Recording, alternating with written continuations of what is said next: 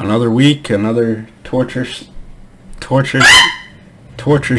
I can't say that. Torture session with Fear the Walking Dead. Actually, this episode, I'll say, I'm not gonna do like a whole fucking spoiler-free part. Well, I guess I will, like I do for my Walking Dead videos, but regular Walking Dead. This episode was my favorite so far out of the season. Yes. It was just an okay Fear episode. It wasn't bad like the last two, but it just needed to be blended better, I would say, with other storylines going on, as well as I just think this whole like build up to the all-out war like between Strand and Morgan, it's just like all-out war from the original show. A civil war could be cool, but I think what it lacks was a little bit more creativity other than, hey, let's just have a whole few episodes of them prepping up for this war. I think it would be cooler to have a story like this with more developed characters across the board, and then like a higher stakes of, it's not just really all these characters against Strand, even the ones that are on Strand's side right now with his tower. It's not really like they're really in with him, at the end of the day, they're going to side with the good guys, but it would be more interesting to have a conflict between like two groups with like Captain America Civil War, where you got two groups with two sides that you can kind of see, one side or the other, mostly like or care about type deal, because this is just the lead up to the war is so stupid. I realized that at the very end too, whenever they have they had Dwight give a line where they lay out all these guns on the table. And then they're like, okay, now we just need soldiers for the guns, ha ha ha. And then the soldiers conveniently walk in. It's just such, I don't know what the word would be, cookie cutter, unspecial, generic story for what I like from The Walking Dead. But also the fact of they were getting all these guns for nobody, and they didn't even know that these soldiers were going to come along. Yeah. Okay, but like I said, somehow this episode, I still enjoyed it a little bit more than the last two. Maybe I do have a little bit of bias because my grandpa has dementia, and we're dealing, of course, primarily with the plot revolving around Daniel and his dementia. They don't specifically call it dementia, but I'm pretty sure, yeah, it's dementia. But they say it's like PTSD induced, which I don't know how it works exactly, but whatever. So, that may have gave me a little bit more partialness to the episode, that element of it. But anyway, so I have just a few notes to go over for the whole thing. Let's see. I'm glad we got more with Luciana, because everybody always says, what the fuck, she's been around since season 3 and she's the least used character. So yeah, nice to have something that revolved around her. Although I wonder, is it the actresses, like maybe she struggles with English a little bit, and that's why I don't want to say like give her much to do, but I've listened to interviews and stuff with her, and she, does clearly struggle with it. And also, they have her speaking a lot of Spanish to Daniel back and forth in this episode too. So, I don't know. Maybe that's why they don't have her do too terribly much. But anyway, I was glad to see more with her.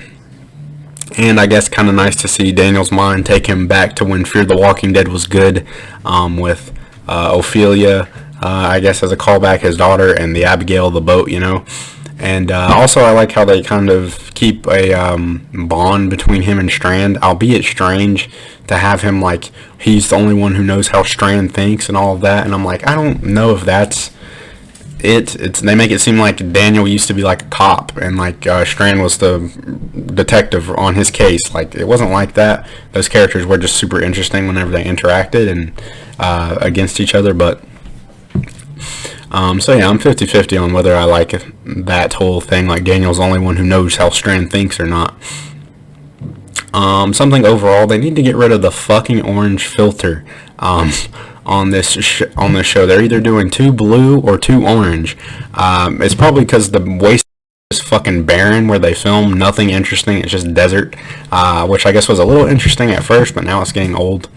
It's just so dried out, color washed out. But just like a difference, like for example, this video I'm recording, if you go back and look at any video that I've done before this one, whenever we had like an orange lighting, you can just tell it makes such a difference. And I think the color of making everything else pop, because nothing else is just filtered out orange. So they need to just get rid of the fucking filter already. Let's see. They bring up the tactic of how clever Arno's place is to get into. Like, they took the tower tactic with, and the boat being there, again, was just too convenient over the, like, a little bit too much for Daniel to be able to relate it to the card and everything. It just feels too, I don't know. I just don't like it. But he brags about, oh yeah, my place is surrounded by zombies, so it keeps humans out, humans can't get into it. And it's like, yeah, okay. Well, how the fuck do you get in, though? Like, we need, if you're going to do something like this, and specifically comment on it, we need to see, how did you get in? I missed it, it's possible, but I like the shark cage idea. Like, these are like diving cages. Again, you got a question, what is this doing way out in the middle of, they're in fucking Texas, right? But okay. But anyway, they have the great white cages, which I do like it. I'm mostly being positive how they're going to lower Wes into that, but I'm so glad that we got to see it later be paid off with Arno's death, which was brutal. When he goes down into the cage, gets his legs kind of pulled through, and yeah, munched on. And I like that they did it that way, of course, because then he gets to come back up like half alive. I was hoping when they were bringing him, I was like, please still be alive so we can get like a gruesome scene with that, at least to build up the episode. And it did, because he's like, just kind of like, I don't know, in shock because his legs are just mowed off, and yeah, so I like that. Let's see. I wanted Luciana and Daniel to hug in one scene because it was like a nice scene. You feel like they hold back because they're like, hey, maybe it'd be weird. I'm like, it wouldn't be weird. It'd be nice to see. Sometimes stuff like that is, people get on Walking Dead for the soap opera aspect and stuff. But I wouldn't consider that like a soap opera aspect. That's just one of those moments where you kind of feel it between the actors and the dialogue, and you should have just, told them to go for it. Super weird and, again, lazy, quick, fucking horrible, the way they just move on to Wes and Luciana are the leader of these people now. They did that back in like Walking Dead season 3, I think. I mean, they've done it a few times with Walking Dead, to be fair, where the community just suddenly follows somebody else because they need somebody to follow. But these people were like just like against them. They aren't just like, they were hunting, Luciana and Wes and whatever, at war with them, I don't know. But yeah, it just felt a little bit too easy. I mean, but at least they did comment on it, and it's not the first time, again, Walking Dead has done this. Arno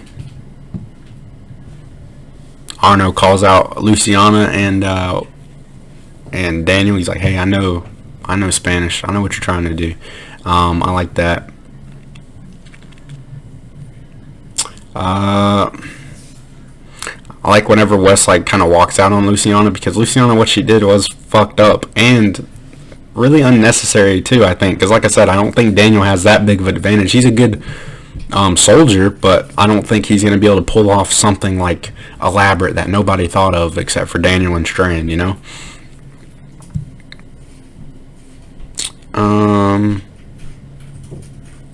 But I don't hate Luciana, though, either. I mean, maybe it's just because I'm so indifferent on the show as a whole, or her character as a whole. I'm just more like, I'm just glad you get something to do. But yeah, I'm not, like, as pissed off against her as I should be. I just think it's a stupid thing to do. But it was sad to watch that scene, too, I guess. Let's see. And then Wes is acting like he's in the cliffhanger at the end. Is acting like he's going to go against our group. He's not going to. I don't think so. It's going to be something where he's working it out for both angles or something, but I could be wrong. I don't really remember. I remember Wes's character showed up in that really shit season with the paint, season 5. But again, they so many characters and give them such sparsing things to do here, there, not really blended nice. So I forget about a lot of these characters and storylines. It's probably just because like I said, I just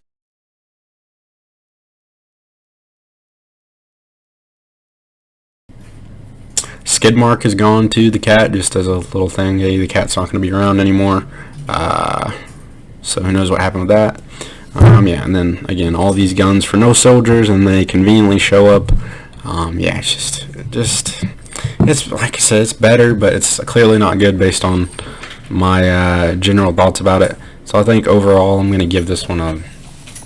I'm tempted to give it a 7, but now that I talked about it, just by fear standards, we'll give it a 6.5, and I will go on record saying I think that's too high. But like I said, that's on a 4 fear scale. It's good for just a Walking Dead episode scale. What I would expect and like to see.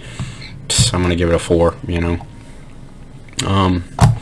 So anyway, that's basically all I got. Let me know what you thought about it. Next episode seems like it's going to be more blended and more going on and action and shit, you know, everybody in it. But all the trailers, I think, tend to look that way, and then we just end up with it not being that way. So, we'll see.